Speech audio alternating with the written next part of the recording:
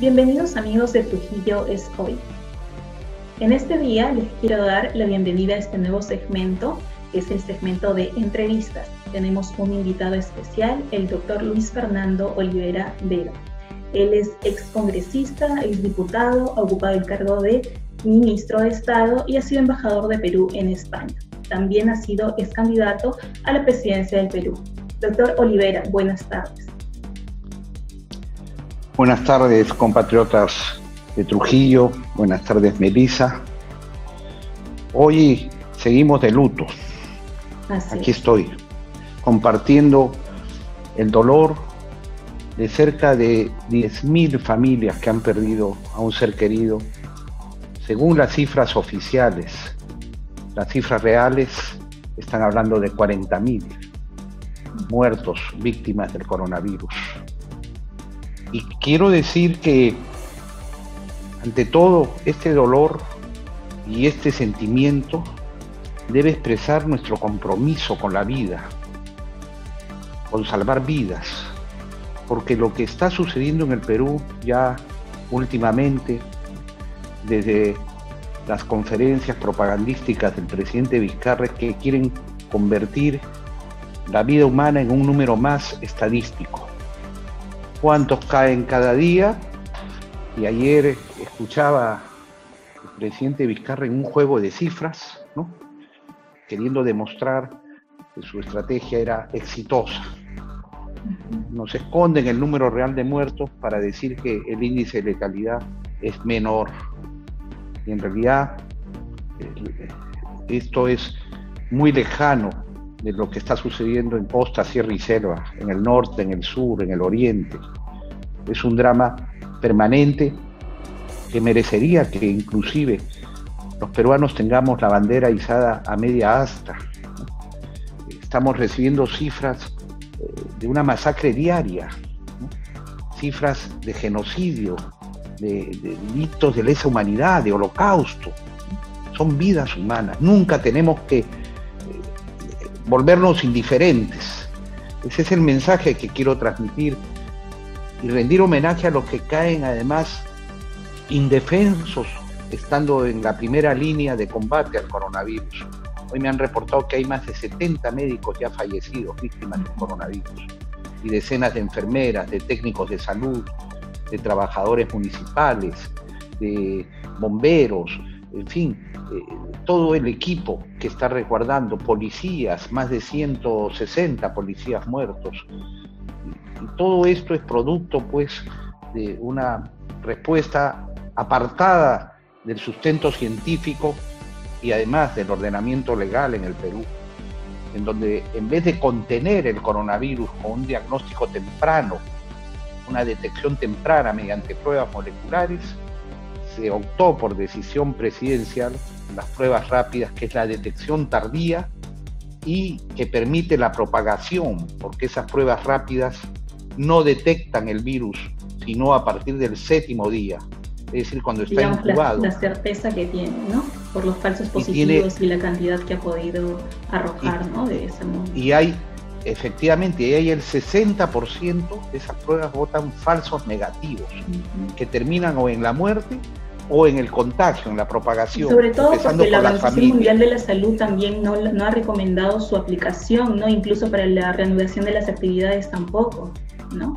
Entonces es un tema que álgido en esta época de crisis, ¿no? Aquí están todas las directrices de la Organización Mundial de la Salud, la Organización Panamericana de la Salud y los estudios científicos. Ninguno ha recomendado la prueba rápida. Es más, expresamente la han prohibido.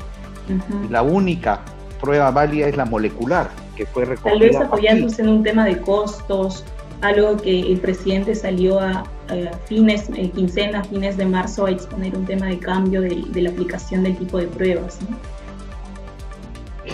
Eso, ¿sabe qué? Sería pensar en que hay un error, ¿no? Y si fuera costos, pues habría sido una inversión, no un gasto. Primero, que toda vida humana no tiene precio, ¿no? Pero además, extendiendo el coronavirus como se ha extendido, y que hoy día estamos prácticamente a la deriva, Tal vez la balanza hubiera sido otra, ¿no? El totalmente, hubiera sido otro. No tendríamos millones de peruanos saliendo a buscarse el pan de cada día si es que hubiera habido una cuarentena organizada, no improvisada. Si es que se hubiera programado que los bonos lleguen, hasta el día de hoy no llegan a sus destinatarios, han reconocido hasta más de 2 millones de peruanos.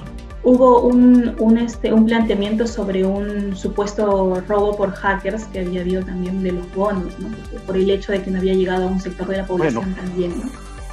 Eso ya es el extremo de los extremos, pero aún sin robo, Estado haya sido, digamos, el Estado ha reconocido que no ha llegado a 2 millones de familias, estamos hablando de 8 millones de peruanos. Y el bono, a quien les ha llegado 700 soles para más de 3 meses, rumbo a 4, ¿quién se mantiene con ello? Claro, y propiciando tiempo también, ¿no? Inclusive propiciando colas en los bancos por no poner toda la infraestructura bancaria, cajeros automáticos, farmacias, todo para distribuir. Es dramático cómo la corrupción ha determinado esta estrategia y cómo la ineficiencia ha determinado además que no haya oxígeno, que no haya equipos médicos, que no haya protección, que los hospitales estén colapsados, que haya tenido que darse este éxodo primero de la capital a las provincias y luego de las capitales de provincias a los pueblos más profundos porque no tenían qué comer los peruanos. Entonces se produce esta salida, ¿no?, en donde se expande el coronavirus. Y por eso es que yo he guardado silencio cerca de 3 meses, confiando que el gobierno haga bien su deber y que esta es una causa como cuando uno enfrenta a un enemigo externo en donde teníamos que mantener todos cerrando filas, pero cuando vemos los resultados trágicos y además la indolencia de un gobierno que no quiere escuchar, a mí me han llamado miembros del equipo médico cercano al presidente a decir que ellos le hablan, le dicen lo que debe hacer, pero él hace lo que le da la gana. Y hoy día es un sálvese quien pueda, protéjanse ustedes. Claro que tenemos que cuidarlos y le ruego al pueblo de Trujillo y de La Libertad que nos cuidemos muchísimo. Sobre todo porque aquí también se ha levantado la cuarentena, ¿no? No estamos dentro de las regiones que están en cuarentena focalizada en esta nueva fase de del día 1 de enero. Lo sé, pero estamos corriendo además un riesgo mayor, porque la llamada segunda fase ya ha dejado libre a una serie de compatriotas que obligados tienen que salir a trabajar, pero no se ha programado, hasta el día de hoy no sale ni siquiera el decreto de los subsidios al transporte público. Y entonces cada bus, cada combi, cada micro se vuelve un instrumento de contagio. ¿Por qué no se está respetando la separación ni el volumen? Eso lo saben allá y lo sabemos acá. Entonces viene una ola de expansión e inclusive hoy día empiezan los viajes interprovinciales y si las regiones estaban ya protegiendo o conteniendo, ahora desde aquí, desde Lima, vamos a exportar coronavirus, a contaminarnos. Hay que tener exceso de precaución para mantener distancias y ponerse las mascarillas y tener las medicinas preventivas y de primer combate al coronavirus. No necesariamente son las medicinas que están recetando en protocolos, porque dicen que van a probar, claro, mientras prueban, la gente se muere, pero en una serie de partes del país están tomando esas medicinas y les está dando resultados para contener el coronavirus. Lo que yo digo, las medicinas del pueblo. Claro, también sus productos, ¿no? Cada uno está optando, digamos, por la mejor solución de acuerdo a su cultura y a sus propios medios, ¿no? En ese sentido, doctor, entendiendo el gobierno que ya tiene, bueno, poco más de 2 años, ¿cuál sería su perspectiva de los aciertos y desaciertos? Si le tendría que decir, dígame 2 aciertos, 2 desaciertos del gobierno del presidente Vizcarra. Mire, sinceramente le voy a decir que me cuesta mucho trabajo encontrar aciertos. Lo pienso y es que desde el principio yo le voy a decir mi posición. Martín Vizcarra no fue elegido para ser presidente del Perú. Y cuando vino la crisis, a fines del 2016, si no me equivoco, Mi posición fue que debía convocarse a elecciones generales en ese momento, así como hizo Paniagua en su momento, que fue un presidente de transición. Él era un presidente de transición y además recuérdese que antes de que surgiera esta circunstancia, ¿no?, de la vacancia o la renuncia de Kuczynski por el caso Odebrecht, en donde al final entra Vizcarra y nombra también a Villanueva, otro comprometido con Odebrecht, y siguen ahí presentes. Antes de que sucediera esto, recuérdese que Vizcarra estaba interpelado, prácticamente censurado, por el caso Chinchero, ¿no? Y no tenía una ejecutoria de eficiencia en la gestión. En esas circunstancias él estaba como embajador en Canadá, embajador del Perú en Canadá. Estaba como embajador en Canadá y claro, conspiró para hacerse de la presidencia. Pero, y el tema de la reforma judicial, ¿no cree que él ha tenido algún tipo de participación en la reforma política que avisoramos? Mire, si hablamos claramente sobre ese tema, yo quisiera culminar el tema del coronavirus y la responsabilidad del gobierno, porque es muy grave, muy grave lo que aquí he dicho sobre cambiar la estrategia de pruebas moleculares por pruebas rápidas y que de por medio hay la corrupción. Y entonces ahí le puedo decir que si algo bueno hizo Vizcarra, su gobierno, fue en la fase inicial del coronavirus, aunque tuvo una reacción tardía. Rápida, digamos, es un acierto que hubo. No precisamente, porque mientras el coronavirus estaba expandiéndose en Europa, más allá de China, y veíamos el drama en Italia, en España, en Francia, aquí llegaban los ciudadanos de esos países, cruzaban nuestras fronteras sin ningún tipo de restricción. O sea, fue una reacción tardía. Se ocultaron ciudadanos chinos de Wuhan desde enero, que estaban aquí, ya con el coronavirus. Y cuando declara la emergencia, el 15 de marzo, ya el virus estaba en 8 regiones, más de 80 casos, ya nos había invadido. ¿Y qué decía yo que había hecho bien? Dentro de ese periodo sacó legislación, emitió 2 resoluciones el 31 de enero de este año, donde se establecía en el Plan Nacional de Lucha contra el Coronavirus y en el protocolo de tratamiento a los sospechosos e infectados que se debía aplicar la prueba molecular. Posteriormente, este mismo principio se ratificó el 7 de marzo en la resolución 084-2020 del MINSA.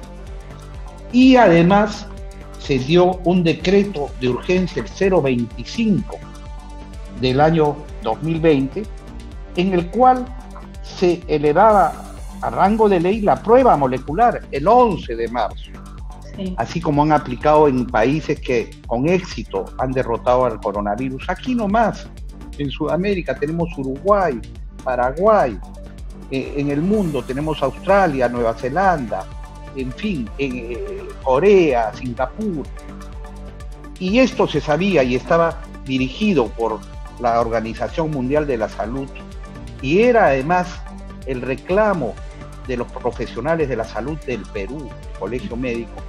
Sin embargo, el 19 de marzo fue dejado de lado por una decisión presidencial, sin sustento científico y contra este orden legal que había dado el propio Vizcarra, con su firma y con sus ministros. Y estaba publicado en El Peruano, norma a cumplir. ¿Qué había pasado? Antes de hacer este anuncio, el 19 de marzo, la víspera se habían reunido en el despacho de la ministra de Economía, Alba, María Antonieta Alba, ella con 6 intermediarios, no ni siquiera con laboratorios productores de pruebas moleculares, con 6 intermediarios. El día siguiente, Vizcarra, sin sustento legal ni científico, anuncia que comprará 1.400.000 pruebas rápidas. Y el 20, en un solo día, contrariando la norma vigente, compra el 1.400.000 pruebas rápidas. Elaboran el requerimiento a través del Instituto Nacional de Salud, que es un documento de 7 páginas, con 3 visaciones. Aquí lo tengo. Aquí está. En cuanto hace la transferencia a Perú Compras para las compras de las pruebas rápidas. Claro, no. hacen la transferencia en el Decreto Supremo 028-2020 del 19 de marzo, allí no se habla de pruebas rápidas, porque estaba vigente el orden jurídico para comprar correctamente solo pruebas moleculares. Pero sin tener norma que le respalde ni sustento científico, hacen un requerimiento, que aquí lo tengo. 3 visaciones, 3 instancias. En este documento no exigen certificaciones para las pruebas rápidas.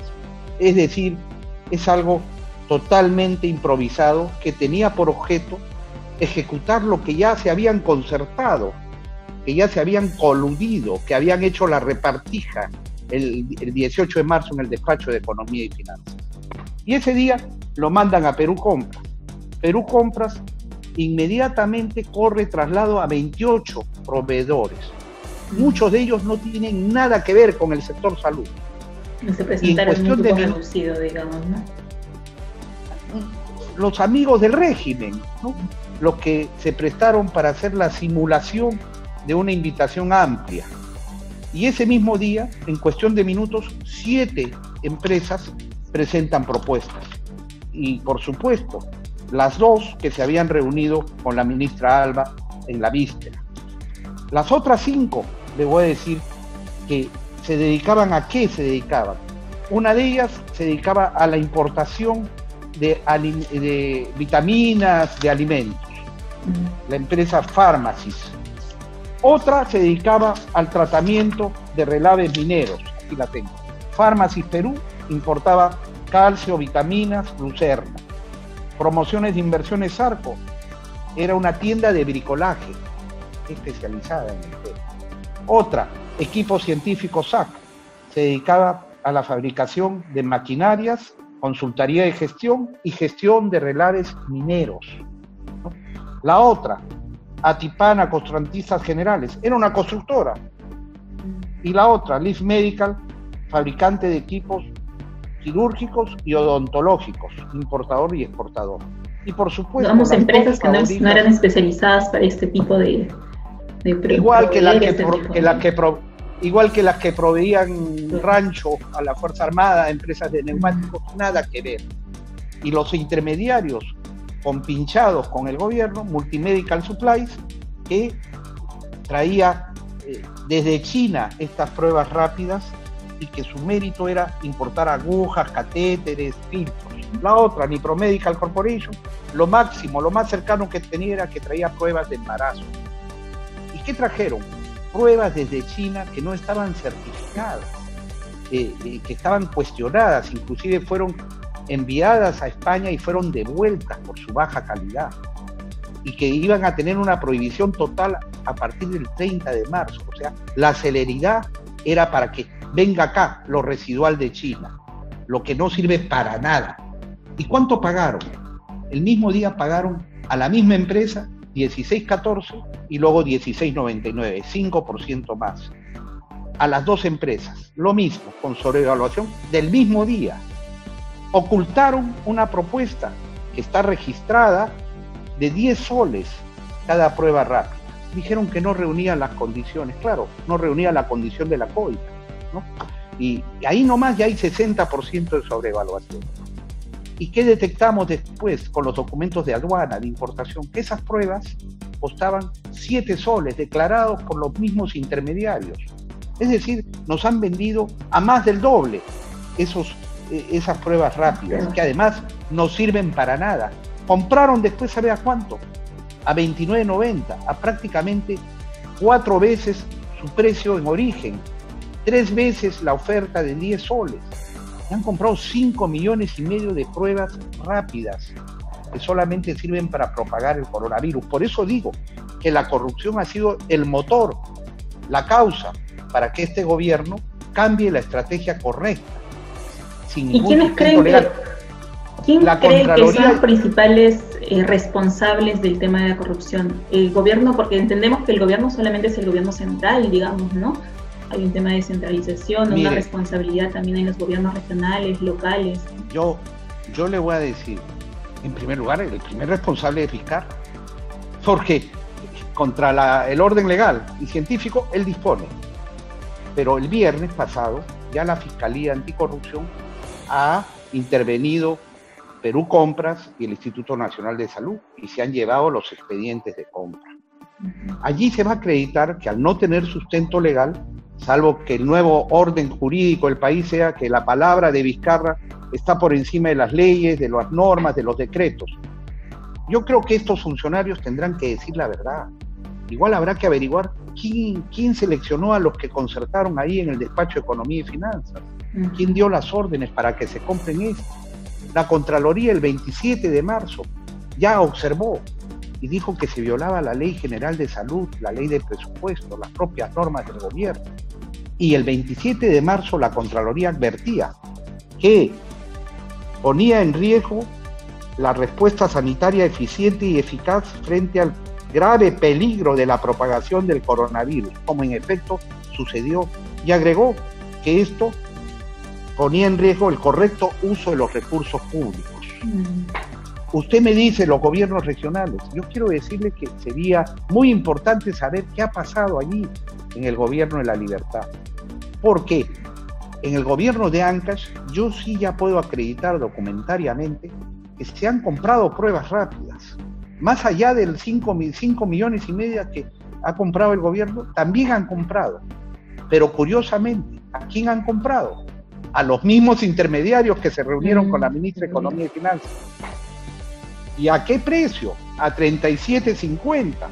Es decir, más de 5 veces de su costo y prácticamente 4 veces de lo que era la oferta referente. Esto en pruebas rápidas. En moleculares se repite lo mismo. Se compra a 82.60 el 24 de marzo. Había ofertas a menor precio y con mayor cantidad para adquirir lo que se debía adquirir, y sin embargo se dejaron de lado. Ahí están las denuncias públicas de una empresa de Corea del Sur que ofrecía 5 millones de pruebas semanales a $35.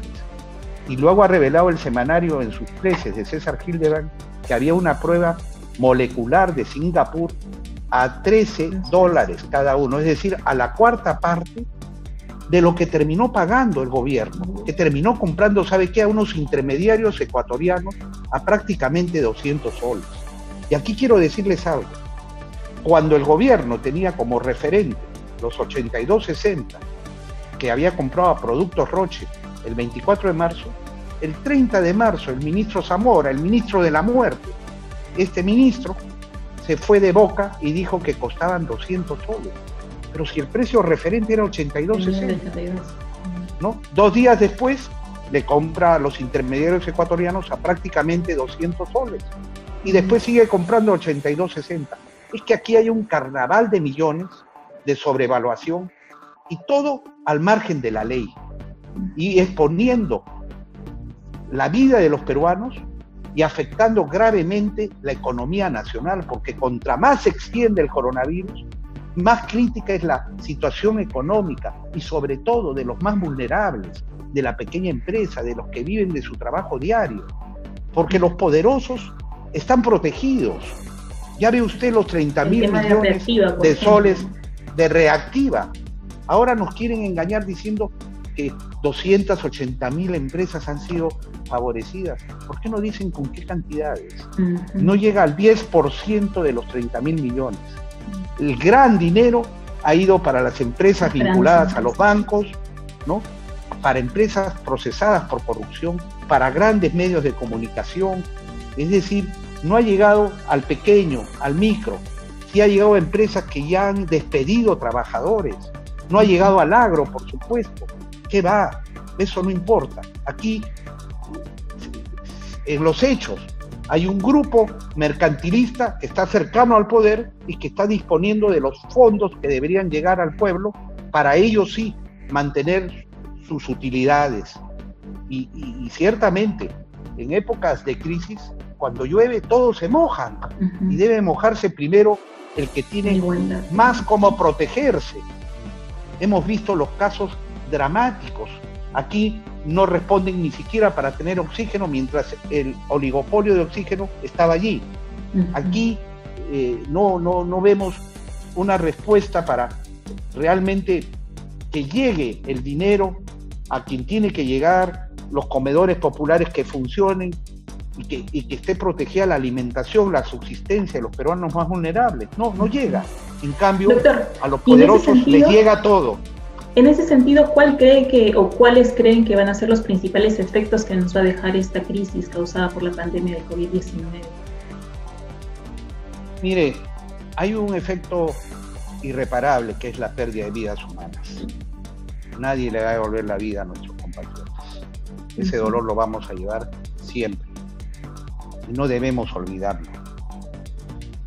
Así como no debemos olvidar las víctimas del terrorismo, que por miles también sufrimos, víctimas del terrorismo criminal, de Sendero Luminoso, del MRTA, y de las violaciones de derechos humanos también de las Fuerzas Armadas, porque eso sucedió, y las decenas de miles que murieron, todos, la gran mayoría, inocentes.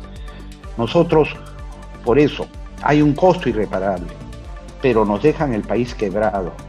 Y yo quiero decirle a mis compatriotas de La Libertad, de Trujillo, que sin embargo soy un hombre de fe, que tengo esperanza, y que el reto lo tenemos que aceptar los peruanos para sacar la economía adelante. Y sí se puede, lo vamos a hacer.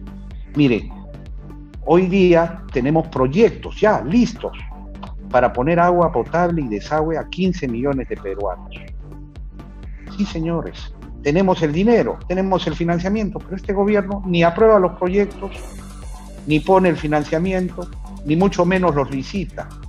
Es que realmente uno tiene para indignarse. Después de 3 años del fenómeno del Niño y la reconstrucción del norte, que ni al 30% llegaba, como gran solución nos plantea que ha firmado un convenio con el Reino Unido y con Irlanda del Norte. Pero ¿qué pasa? En el Perú no tenemos empresas que podamos construir, no hay capacidad de los profesionales peruanos. Lo que hay es una incapacidad de gestión en el gobierno, ¿no? Pero aquí hay cómo hacerlo con honradez y con capacidad profesional. Entonces el problema está en los gobiernos. Hablo de esos proyectos de agua potable y alcantarillado. Ahora mismo hay que lavarse las manos. ¿En cuántas partes no hay agua? En multitud de hogares. Entonces esto va a resolver un problema real y va a generar trabajo para los peruanos. Pero además tenemos en cartera todos los proyectos para construir y reconstruir decenas de miles de colegios en el Perú, que no se ejecutan. Esto es increíble. Todo este tiempo debería estar trabajándose en construcción, generando puestos de trabajo, no solo para el trabajador de construcción directamente, sino para todo el efecto multiplicador en la industria de la construcción. Y ahí tenemos, el año pasado, Vizcarra, y está grabado, ofreció construir 80 hospitales y 1000 colegios. 0 balas. Nada. Y entonces tenemos allí carreteras que integren para que el agro llegue a su destino final, infraestructura de riego, tenemos tecnología de riego para apoyar al agricultor y tenemos, como digo, proyectos para modernizar puertos, aeropuertos, para apoyar al turismo. Todo está allí detenido por la incapacidad de una burocracia que realmente debe terminar. Y ese es el reto que tenemos nosotros. Digamos, esas serían las medidas para poder recobrar la economía de una u otra manera. Hay que dar un shock de inversión pública. Recursos tiene el Perú.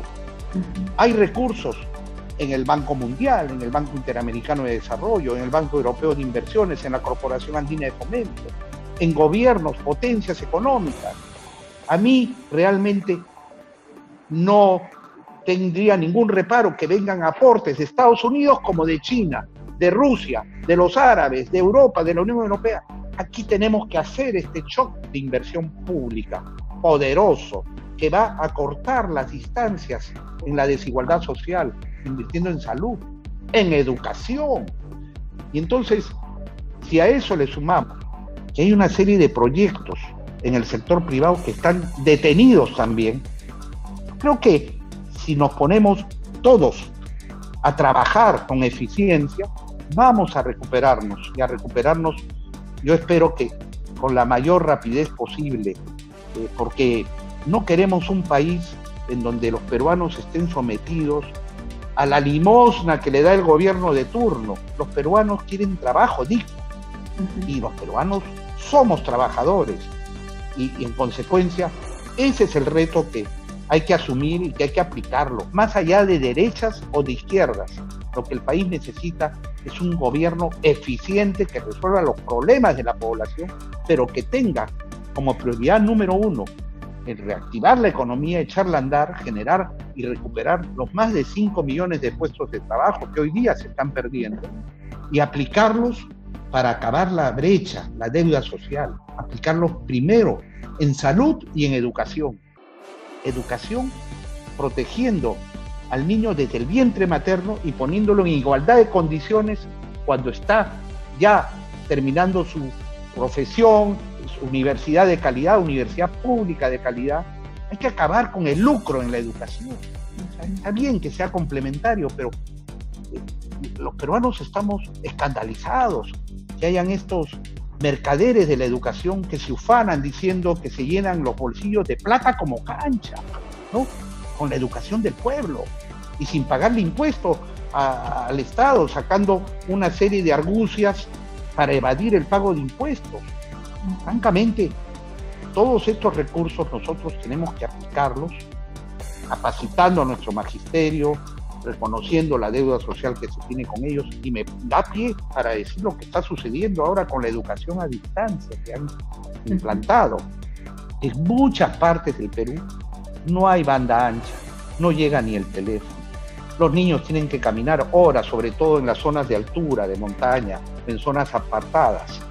¿Y por qué de pronto Martín Vizcarra, igual que las pruebas rápidas, anuncia 1 millón de tablets, ¿no? O la solución a la educación? Señores, la explicación ya la tenemos. Pero ahora también se ha regulado el tema de que cumpliendo ciertas condiciones sí van a asistir a los lugares, a los centros educativos, ¿no? En las zonas rurales donde no haya un foco infeccioso, un determinado número de casos. Digamos de que son cambios que se han ido dando también, ¿no? Debido también principalmente a que no hay esas condiciones, ¿no? No hay banda ancha, no tienen los equipos necesarios. Es que el maestro, en cualquier circunstancia, no puede ser sustituido. No puede ser ni debe ser sustituido por actores que dan clases a través de estos programas, ¿no? Porque al final el maestro es el formador educativo, está preparado para ello, tiene esa vocación, y por eso tenemos que rescatar el rol del magisterio, desde reconocerle un sueldo justo, una retribución justa que le permita preparar sus clases, que le permita dedicarse a tiempo completo, no tener que estar buscando un trabajo complementario para cubrir la canasta familiar. Pero a lo que iba, estas tablets se convoca a un concurso de proveedores. Los proveedores empiezan a observar que el plazo que han colocado para proveer el 1 millón de tablets es muy breve, muy corto, que no van a poder cumplir.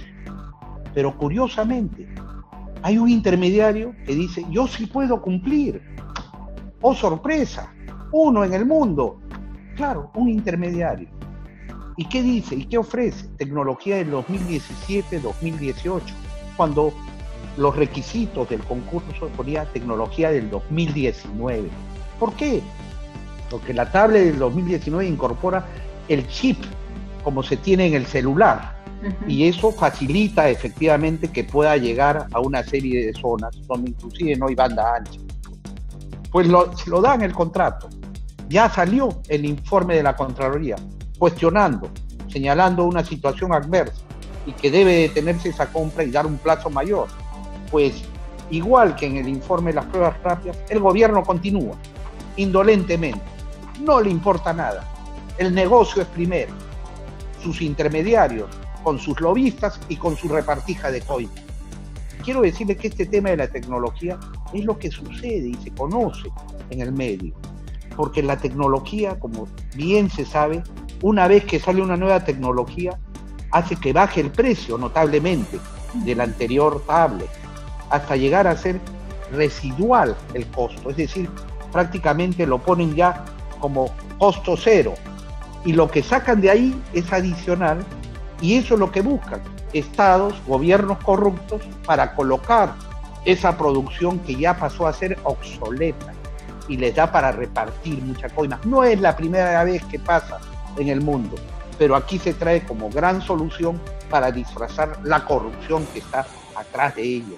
Y desde ya estaremos vigilantes de qué cosa se quiere hacer con los 10 millones de mascarillas que ha anunciado que van a comprar.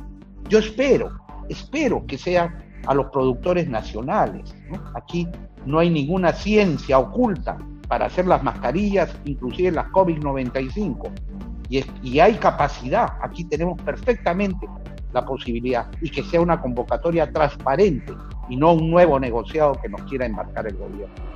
Doctor, para cerrar el tema de la educación, ¿cuál hubiera sido alguna alternativa, digamos, para lidiar con esta situación de emergencia y poder continuar con la educación? Nuestra posición consecuente y coherente, y sigue vigente hasta el día de hoy, es que hay que practicar pruebas moleculares masivamente a los peruanos, masivamente. Esa prueba molecular en tiempo real te dice si tienes el coronavirus o no lo tienes. Al que tiene el coronavirus se aísla y se le va a un centro de atención primaria, porque tampoco se le aísla para que se muera, se le aísla para tratarlo tempranamente y que no llegue a agravarse a tal punto que su vida esté en riesgo y que recién allí lo puedan recibir en hospitales colapsados donde no tienen respiradores, no tienen oxígeno, no hay medicamentos. No, desde el principio detectarlo. Igual, detectar los contactos. Se acaba de hacer en Wuhan, se está haciendo en Pekín, donde han habido rebrotes. A todos los ciudadanos les han practicado pruebas moleculares en Wuhan, a 11 millones y detectaron 300, los han aislado. Igual está pasando ahora en Pekín. Y así se hace en los países que realmente quieren y deben contener. Segundo, evitar las medidas de propagación, porque una vez que tú estás certificado que no tienes el coronavirus, sigues tu vida normal. Y no tienes que estar dependiendo ya siempre, bueno, por precaución, uno puede guardar la distancia social, la mascarilla, pero ya llevas tu actividad normal. Inclusive las de los niños, las de las familias, las de los estudiantes, universitarios, de colegios, todos ya están, como se dice, limpio la sociedad, y en tratamiento los que están infectados. Eso es lo que hay que hacer. Pero en tanto, hay que ordenar el transporte público, los focos de infección, ¿no? Para que con el subsidio se respete realmente el uso del transporte público y que vaya un miembro de la Fuerza Armada ahí para el control dentro de cada focalización. En los mercados tiene que haber mucho orden. No es que yo voy y hago una desinfección un día y después que todo sigue igual. No, tiene que continuar ese orden y ese control permanente para contener realmente. Y lo mismo en todo lo que sea colas, aglomeraciones, para evitar y contener de una vez por todas. Pero repito, hay que aplicar las pruebas moleculares ya, de inmediato, y esa era la rectificación que le exigíamos y le exigimos al gobierno de Vizcarra. La corrupción no quedará impune. Se hagan las investigaciones y yo espero las sanciones más severas. Créame que si por mí fuera, si la corrupción es grave en cualquier tiempo, en tiempos de pandemia, en tiempos de coronavirus, que cuesta miles de vidas humanas, no tiene perdón de Dios. Y yo los mandaría, sinceramente, los mandaría al paredón a estos miserables criminales que están lucrando con el dolor y con la muerte de tantos peruanos, de tantas familias que están dolientes, de tantos que están luchando contra el coronavirus ahora mismo, y que además de cuántos jóvenes, de cuántas familias que ven su futuro sombrío porque les han arrancado sus proyectos, quebrando la economía nacional. Así que nosotros sí nos vamos a sobreponer a ello, pero tenemos que no dejarnos engañar para el futuro. Tenemos que organizarnos, conocer bien quién es quién, las propuestas que se hacen, y yo les digo, a futuro tenemos que incorporar mecanismos de democracia directa, tanto en el control como en las grandes normas, en las grandes leyes que se tengan que dar. Porque candidato político, presidente, congresista, que no cumple lo que promete, pues que el pueblo lo pueda revocar, que pueda retirar del cargo a ministros. ¿A cuántos retiraríamos ahora? Porque mientras sucede esto, este Congreso le da la confianza. A Ceballos, que ya capituló, que es el sálvese quien pueda. A Zamora, que en su primera declaración dijo, los peruanos morirán en su domicilio, en la calle o haciendo cola en el hospital para que los atiendan. Esa fue su declaración de origen y está sucediendo. ¿Por qué? Porque hay en el fondo desprecio a la vida humana. Pues allí el pueblo debe tener siempre el poder de decisión, fiscalizando y participando en las grandes decisiones que el país debe tomar vía referéndum, vía revocatoria de cargos, vía rendición de cuentas, vía iniciativa legislativa. Esa es mi propuesta política para el futuro, organizarnos y luego mantener el poder en el pueblo siempre. Y que el pueblo esté muy bien informado, porque cuando el pueblo sabe, no lo engaña nadie. Doctor, y a raíz de haber tocado este tema, ¿no? ¿Cómo ve usted el futuro electoral en el país? El tema de la ley de partidos políticos modificatoria ha logrado fortalecer, digamos, a los partidos políticos. ¿Qué opina de lo último que ha habido de la suspensión de las elecciones primarias hasta las elecciones municipales y regionales? Mire, en realidad, el gobierno, para evadir sus responsabilidades, ¿no?, y mantener popularidad, que es lo que le importa a este gobierno, ¿no?, orientó su acción, que es ejecutiva, ¿no?, que es ser eficiente en esas obras que tiene que hacer, en reformar el sistema de salud, de educación, lo orienta a las reformas políticas, ¿no? Y esa es su gran exhibición de logros. Sin embargo, yo tengo que decir que deja mucho que desear la llamada reforma política. Por ejemplo, se dijo que se reformaba para el financiamiento de los partidos políticos. Y se tipificó como delito desde esa ley el financiamiento de los partidos políticos. Pero ¿sabe cuál era el trasfondo de eso? Y yo lo dije en su momento, que si tú sacas una ley diciendo que es ilegal esos aportes como los de Odebrecht, los de OAS, toda la corrupción que ha habido en Fuerza Popular, en el APRA, en prácticamente todos los partidos, ¿no?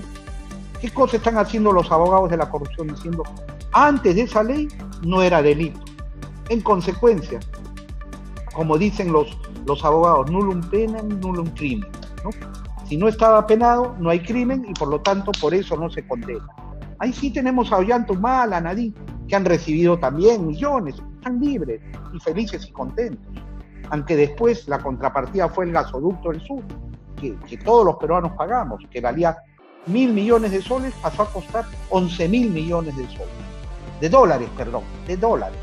Imagínense. Digamos de que este predictamen se ha dado en voz de proteger que más de 20 o 25 millones de personas vayan a las urnas a votar en cuanto a las elecciones primarias, ¿no? Porque no se han tocado las elecciones internas, sino las primarias, ¿no? Las que se habían modificado en el mismo gobierno de Vizcarra, ¿no? Pero no sabiendo que venía toda la crisis de la pandemia. Pero esas son, repito, esas son competencias del Congreso y del pueblo. Lo que el señor Vizcarra tenía que hacer era gobernar y gobernar bien. Y no lo ha hecho, y no lo hace, ¿no? Entonces siempre busca confrontar. Yo le quiero decir, por ejemplo, efectivamente, salió una norma que facilitaba la participación de los nuevos partidos. Pero ¿qué ha pasado en los hechos? El cártel de los partidos de la corrupción, o sea, los que debieron haber perdido su inscripción porque no pasaron la valla, por ejemplo, en las últimas elecciones, no, para ellos no se aplica la ley. El número de afiliados que deben de tener mínimo, no, ellos se han blindado, ya dijeron que no se aplica, que no se les aplica a ellos. ¿Ah? Lo mismo, el número de comités que estén vigentes, a los partidos que están en el Congreso y a los 24 partidos de ese cártel de la corrupción, ellos son intocados. Pero a los nuevos partidos, como el nuestro, el Frente Esperanza, se nos tiene atado de manos hasta el día de hoy. Y yo ya sé, y estamos considerando plantear una acción de amparo, porque no vamos a permitir que se vuelva a tener que elegir el mal menor entre un partido de la corrupción y otro partido de la corrupción. Los rostros los cambian. El sistema de corrupción es tan poderoso que promueve a uno o promueve a otro. Y al final tenemos que elegir el mal menor. Y eso el Jurado Nacional de Elecciones ni el Congreso pueden permanecer indiferentes. Están atentados contra el derecho de elegir y ser elegido de todo ciudadano y la participación a través de partidos políticos. Así que toda esta farsa de el futuro electoral, política, digamos que está ahorita un tema complicado. Mire usted, ahora se está debatiendo los impedimentos para ser candidato. Así es. Y claro, hay un dictamen están queriendo limitar las sanciones de corrupción, ¿no? ¿Por qué? Porque hay corruptos en ese parlamento y tienen patrocinados ahí. Entonces, es toda una farsa, ¿no? Igual que la llamada reforma de la justicia. ¿Se acuerdan? Tan promocionada, que crearon la Junta Nacional de Justicia. El apoyo al equipo Lavallato, ¿no? Por ejemplo. Pero ¿quién nombraba a la Junta Nacional de Justicia? ¿Quién integraba, quien designaba la Junta Nacional de Justicia? El presidente de la Corte Suprema. ¿De qué Corte Suprema? De esta, de la de los cuellos blancos, de los corruptos fujimoristas, apristas, todos metidos ahí en la Corte Suprema. Ellos designaron. ¿Quién más? La Fiscalía de la Nación, de los mismos cuellos blancos, de los Chávarri, de todos estos, ahí metidos unos y otros. Segundo miembro. De la Defensoría del Pueblo. ¿Quién había elegido a ese defensor del pueblo? Ese Congreso. El Congreso dominado por la corrupción. ¿Quién más? Un contralor designaba también a la Junta Nacional de Justicia. ¿Quién lo había elegido? La misma mayoría del sistema de corrupción. Y entonces, todo es una farsa. Y hasta ahora siguen inamovibles en su cargo. Dicen que cambiaron el Consejo Nacional de la Magistratura, pero ahí siguen todos. No hay ninguna sanción para nadie y todos felices y contentos. Entonces, al pueblo no se le puede engañar de esta forma. Y por eso es que nuestra propuesta es que deben de irse todos. Tienen que salir todos esos vocales supremos, fiscales supremos, tenemos la fórmula, y el pueblo, y el Tribunal Constitucional, que hasta ahora sigue allí, con plazos vencidos, nombrado por otro Congreso de la corrupción. ¿Y quién debe? El pueblo debe elegir a los magistrados del Tribunal Constitucional. El pueblo tiene que nominar a sus máximas autoridades de justicia. El pueblo tiene que participar en el sistema de jurados, por lo menos en los casos de corrupción, de derechos humanos. Una mayor humanos, participación e información, ¿no? También, porque si así nada más para el tema de congresistas o las elecciones mismas primarias iba a ser un tema de acercamiento del ciudadano para una mayor participación, ¿no? El tema de que sean obligatorias también, ¿no? Creo que también por allí es beneficioso que participen las personas, tal vez por la preparación o no, si es que sería mejor, sería una solución. Mire, es realmente un desafío, ¿no? Yo le tengo que decir que el mensaje a mis compatriotas es que si nos tomamos en serio el Perú, el futuro del Perú, si queremos rescatar el Perú, si miramos el Bicentenario como la oportunidad para refundar el Perú, porque lamentablemente la historia del Perú republicano es la historia de la corrupción y la impunidad. Hasta hay un tratado que ha hecho un compatriota, Quirós. Aquí lo tengo, mire, qué casualidad. Aquí está, historia de la corrupción en el Perú. Este debería ser un texto que se enseñe a nuestros estudiantes, para que sepan a quién estamos enfrentando. Gobiernos civiles, gobiernos militares, democracias, dictaduras, todos tienen una constante, corrupción. Entonces, lo que tenemos que hacer es definirnos, es no ser espectadores, no basta quejarse, lamentarse, indignarse, mucho menos resignarse y decir que todo ya está perdido. No, tenemos que ponernos una camiseta y trabajar juntos para que no se vuelva a repetir esa historia de tener que elegir el mal menor. Rescatemos nuestros valores, no digamos, bueno, este roba pero hace obras, este también roba pero habla bonito, me promete bonito, o este viene y me regala tuppers, o me dan dinero. No, nuestro futuro, el futuro para nuestros hijos, los hijos de nuestros hijos, no puede continuar así. Hay que rescatar los valores, rescatar el Perú, defender nuestros recursos naturales. Es dramático. Somos, como dijo Raimundo, un mendigo sentado en un banco de oro. Las riquezas que tiene el Perú son únicas en el mundo, pero sin embargo la pobreza continúa, y cada vez que la clase media se va consolidando, viene un flagelo y te vuelven a la pobreza. Por eso tenemos nosotros que tomar decisiones, organizarnos, participar, saber que enfrentamos enemigos poderosos. Mire usted, ¿cómo es posible que, por citarle un caso, los oligopolios farmacéuticos, aquí se pagan medicamentos a 10 veces el precio de lo que se paga en España? ¿Hay derecho? Y en nombre de que hay libertad de mercados, no, señores. La economía social de mercado no permite el abuso de los oligopolios, y el gobierno y el Estado debe poner orden allí. Pero eso es lo mismo que pasa en el sistema financiero. Ven que ahora, con Reactiva como gran logro, dicen que están cobrando unas tasas menores. Es que esas son las tasas reales que deben de cobrar. O sea, si no hay pandemia, al pequeño primero le niegan el acceso al crédito. Y si le dan el crédito, va de 50 a 100% la tasa de interés. ¿Y dónde está la superintendencia de banca? ¿Dónde está? En todos los países ponen topes a las tasas de interés, pero aquí nuestros liberales criollos, que en realidad son mercantilistas, cierran con el poder y claro, tienen todas esas utilidades. Cuando la banca tiene problemas en el mundo, no asumen las pérdidas la banca. Esas sí la socializan y hacen que la paguen todos los ciudadanos de todos los países del mundo. Es decir, las utilidades son privadas y las pérdidas sí son de todos. ¡Qué bonito! Pero ese escenario lo seguimos repitiendo, los oligopolios agroalimentarios, los oligopolios, ya he dicho, financieros, en transportes. Vea usted lo que son las líneas aéreas. Prácticamente hay monopolio, ¿no? En donde te cobran aquí lo que cuesta un pasaje, y para volar dentro del Perú, lo que cuesta un pasaje dentro de Europa.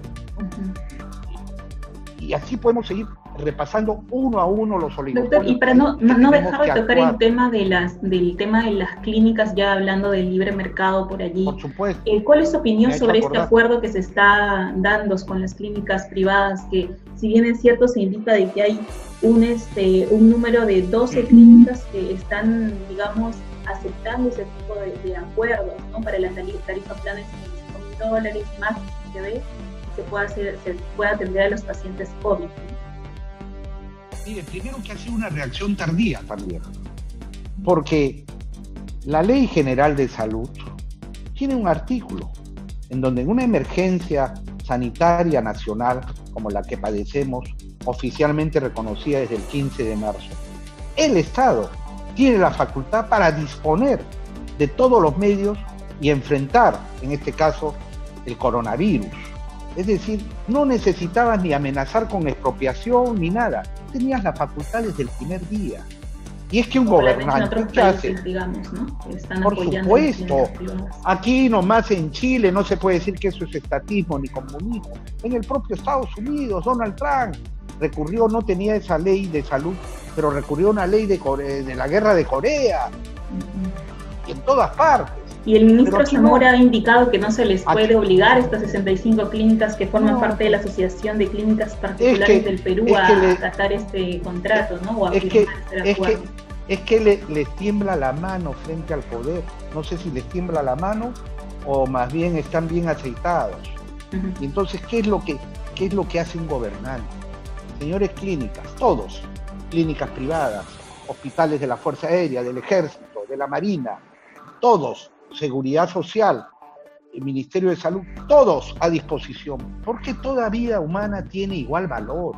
Aquí no vale decir que el que tiene dinero sí se puede salvar, sí se puede curar. Y el que no tiene, que se muera en su casa, en la calle o en la cola del hospital, como se ha dicho indolentemente por este gobierno a través del ministro Zamora. Y entonces, ¿qué se hace? Muy bien, señor, clínica tal, aquí se va a recibir a todo el que necesita tratamiento. Y yo cubriré los costos, cubriré el Estado, el costo del medicamento, una alícuota, una parte mínima de amortización de los equipos médicos que se utilicen y una parte proporcional de lo que sea el equipo humano que tenga que atender, porque no se trata de dar tampoco una atención diferente al que puede pagar, se da la misma atención a todos. Pero eso no necesitaba ninguna disposición y realmente es un caso de condena absoluta que recién ahora están reconociendo 55.000 soles. Veo que hoy le han agregado para casos severos, porque si no resultaba que tú llegabas en una primera fase, podías estar 4, 5, una semana tratándote y también te cobraban 55.000, decían tarifa plana, ¿no? Sí. Igual un caso grave que un caso leve o un caso leve con signos ahora solo para UCI, digamos, ¿no? Pues sí, y ahí tenemos que estar todos vigilantes, ¿no? Todos vigilantes en cada acción de este gobierno. No solo desprecia la vida humana, sino que lamentablemente hay que decirlo, hay corrupción y corrupción extendida. Si el gobierno nacional, si desde el presidente no se da el ejemplo, ya vemos la corrupción en los gobiernos regionales, en los municipios, en el reparto de canastas, en la compra de medicamentos, en el propio ejército, en la marina y hasta en la Contraloría se han detectado casos de corrupción. Entonces esto, como dijo Manuel González Prada, donde se pone el dedo, salta pus, ¿no? Pero también, yo diría, como nuestro Amauta Basadre, ¿no? El Perú es una promesa incumplida. El Perú es más grande que sus problemas. Claro que nos vamos a levantar. Claro que vamos a mantener la fe, nuestra enorme fe cristiana y nuestra fe en el Perú, pero detengamos ahora la muerte. Esa para mí es la prioridad urgente, porque solo saldrá también la economía peruana adelante si es que derrotamos al coronavirus. Y para derrotar al coronavirus tenemos que derrotar la corrupción y la indolencia política de un gobierno que nos miente, que no nos dice la verdad, que no demuestra voluntad de enmienda y que debe obligársele a viva voz, todos unidos, a que rectifique. Ahora mismo está anunciando un segundo programa Reactiva, otros miles de millones que ahora de se soles. Espera que beneficie realmente a las microempresas, a las pequeñas empresas. Lo que ¿A dónde irá a parar luego que se han levantado 30.000 millones de soles? Vamos a ver, porque sí se están distrayendo los recursos que están demandados por quienes realmente necesitan apoyo urgente, aquí y ahora. Doctor Olivera, ahora ya como para ir concluyendo la entrevista en la que hemos tocado varios puntos importantes, álgidos de la coyuntura nacional, a puertas del bicentenario de la República, ¿cuáles cree que son los puntos medulares que debería afrontar el próximo gobierno? Definitivamente que tenemos que refundar el Perú. Y eso significa que tenemos que hacer reformas constitucionales, legales, de fondo, profundas, para que la democracia no sea solo una palabra. Como he dicho, para que el pueblo esté participando activamente en las decisiones fundamentales que le competen, para que pueda siempre seguir fiscalizando la labor del gobierno en todos sus niveles, para que la democracia recupere la confianza. Número uno, tenemos que rescatar esos valores hoy perdidos, nuestros valores milenarios, el Amazú, el Amayuya, el Amaqueya, pero valores que también se han venido vulnerando, el valor de la familia, el valor de la vida, el valor del respeto a nuestros mayores, que lo dieron todo por nosotros y que sin embargo son tan maltratados con esas pensiones miserables, francamente abandonados allí. Tenemos que rescatar el valor de la verdad, el valor de la solidaridad, el valor de la justicia. Todos esos valores hay que rescatarlos. Y tenemos que volver al Estado que sea un Estado eficiente, que pueda realmente simplificar toda una serie de cuestiones burocráticas que detienen la marcha de la economía. Y para eso, obviamente, tenemos que dar reglas de juego iguales para todos. Solo hay que privilegiar, ¿no?, en el sector económico a quienes generan trabajo para los peruanos. Ese tiene que ser un incentivo, trabajo digno. No trabajo tipo esclavo, que lo hemos visto, que sucede hoy día en nuestra sociedad. Lo vimos dramáticamente con unos jóvenes que los tenían encerrados en unos containers allí por las Malvinas y que murieron allí calcinados ante la vista de todos. Los tenían encerrados como esclavos para que cambien el nombre de una marca Bamba por una marca de prestigio. Y tenían que hacer sus necesidades allí mismo encerrados. Y les pagaban una miseria. Eso tiene que terminar. O lo que pasa con los trabajadores del agro.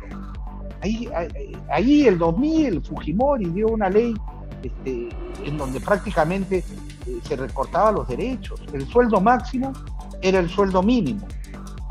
Y en ese sueldo mínimo se incluye la seguridad social, se incluyen las gratificaciones, las bonificaciones, todo. O sea, es el mínimo del mínimo. Y encima, como sabemos, trabajan de sol a sol. No trabajan 8 horas, trabajan 12, 14 horas. Esa es la verdad. Tenemos que rescatar entonces la dignidad del trabajador peruano, creando esos puestos de trabajo con dignidad, que sí se puede hacer y que sí lo vamos a hacer. Y tenemos que acabar con los servicios.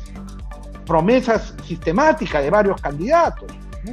Pero cuando llegan al poder o cuando ya están en la campaña, reciben su aporte de los servicios. ¿Qué son los servicios? Se terceriza todo, ¿no?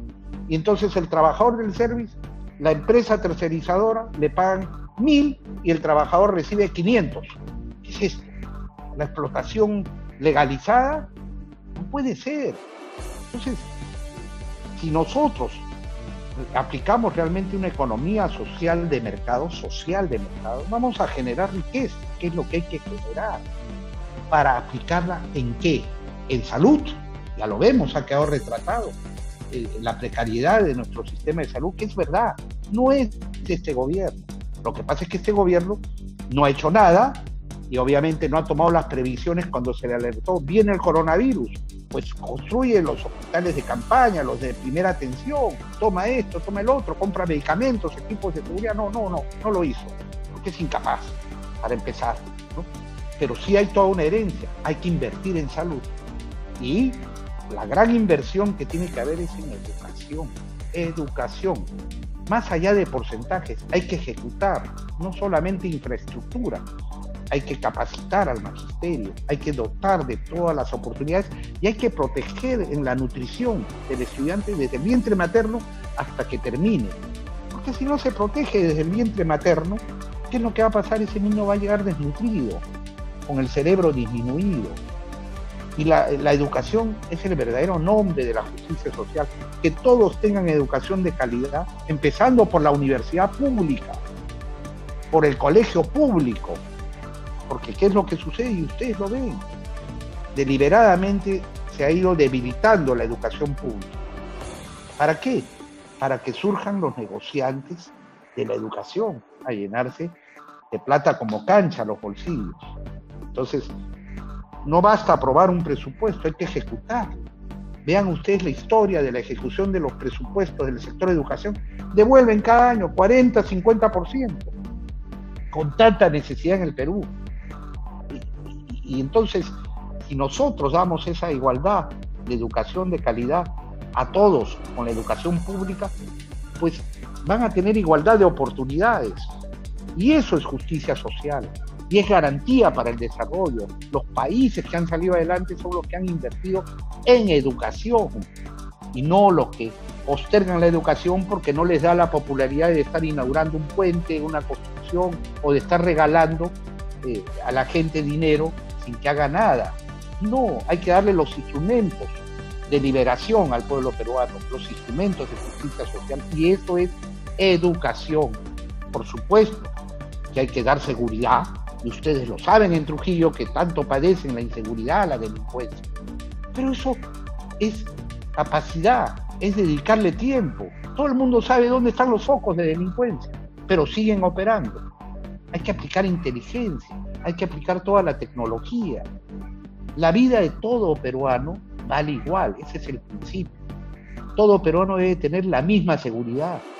No es posible que en barrios acomodados hayan cámaras, hayan serenazgos, haya una serie de mecanismos para controlar la delincuencia. Y en los barrios populares, ¿qué? No se puede ni siquiera transitar por ahí. Te matan por un celular todos los días. Seguridad. Pero no puede ser que tengamos regiones como el Brain, ¿no?, donde impera la delincuencia y el narcotráfico, está nuestra Fuerza Armada ahí años de años y es incapaz de recuperar la soberanía peruana. Y no digo que hay que arrasar con los productores, con los campesinos, que son las víctimas, que se les condena a tener que estar haciendo cultivos para la actividad ilegal del narcotráfico. No, al campesino hay que darle cultivos alternativos, conectividad, apoyo con precios de refugio, con subsidios, para liberarlo de ese yugo. Pero al narcotraficante hay que aniquilarlo. Es una lacra para la salud de la juventud, destruye familias el narcotráfico. Es una corresponsabilidad entre los países consumidores del norte, de Estados Unidos, de Europa, del mundo, y los productores como nosotros. Tiene que hacerse todo un plan y rescatar ese territorio, que además es fuente de inseguridad, el sicariato, todo eso lo vemos aquí todos los días. Allí en Trujillo nomás, recordarán ustedes, si no me equivoco, o corríjame, se encontró una tremenda banda de narcotraficantes con 7,5 toneladas de cocaína, donde estaba metido un político, un diputado, un congresista, creo que era de Perú Posible, ¿no? Y una serie de personajes mexicanos que ponían un pescado o algo. ¿Dónde están esos? Ya están libres. ¿Dónde están? ¿El congresista entró un solo día a la cárcel, díganme? No, todos fueron protegidos. Hay que acabar con eso. Y hay que ver un ingrediente también. Esto no hay que tener temor a tratarlo. Mire, yo soy muy solidario con todos los habitantes del mundo, ¿no?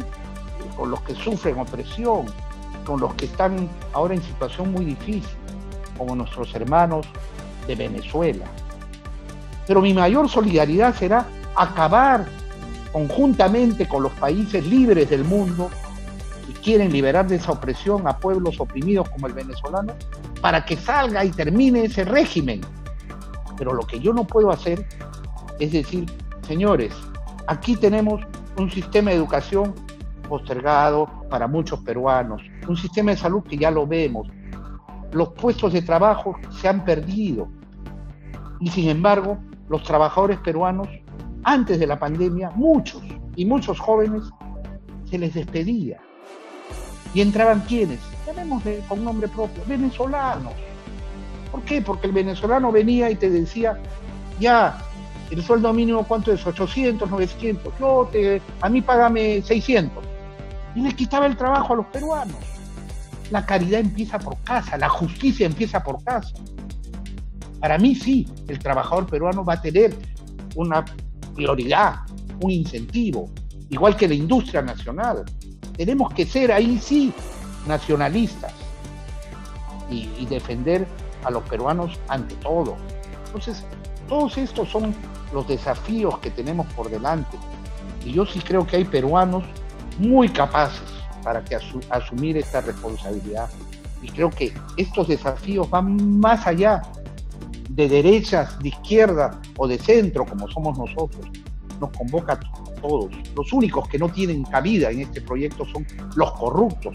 Quiero expresarle el agradecimiento por su tiempo. Creo que se han tocado temas muy importantes. Conocemos ya su posición. De repente, algo último que quiera mencionar al pueblo en general, no solo cristianos ribarteños. Dos cosas finales. Una, transmitir que los peruanos tenemos que tomar conciencia que estamos luchando contra un sistema de corrupción muy poderoso, institucionalizado, que llega al extremo del desprecio a la vida humana, que hoy día lo vemos retratado en su indolencia y en lo miserables que son, que están pensando solamente en llenarse los bolsillos de plata como cancha, a costa de las vidas humanas, del dolor de los peruanos. Y a ese sistema de corrupción es al que tenemos que derrotar. Y si no nos organizamos, no nos unimos, vamos a seguir condenando el futuro del Perú, el futuro de nuestros hijos, de los hijos de nuestros hijos. Seamos conscientes. En segundo lugar, rogarles a mis compatriotas de Trujillo y La Libertad extremar los cuidados, porque mientras no haya una rectificación del gobierno, no vamos a dejarnos derrotar, que nuestras vidas se vayan así fácilmente. O sea, sí, cuidémonos, ya, mantengamos la distancia social, hagamos el esfuerzo de ir con la mascarilla, protejámonos. Si no nos protegemos nosotros, nadie nos va a proteger. Pensemos en nuestras familias.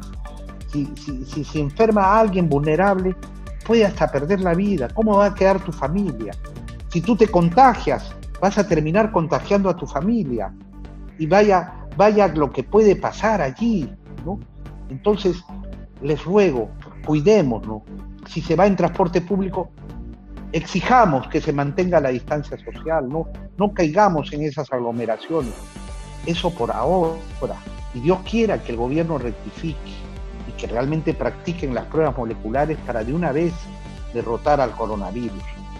No dejarse engañar por cifras triunfalistas, no perder la conciencia que cuando estamos hablando de muertos por el coronavirus, no es una cifra estadística, son vidas humanas que se han perdido.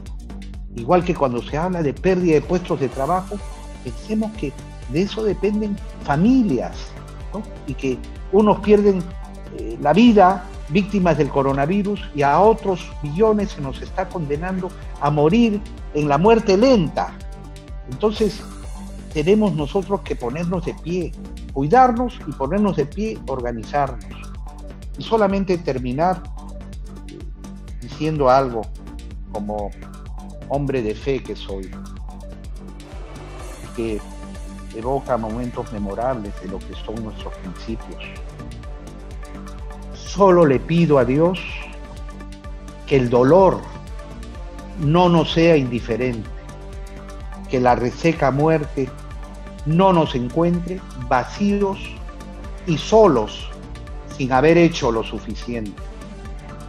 Hagámoslo juntos. Gracias, doctor Olivera. Será hasta una próxima oportunidad. Muchas gracias a ustedes.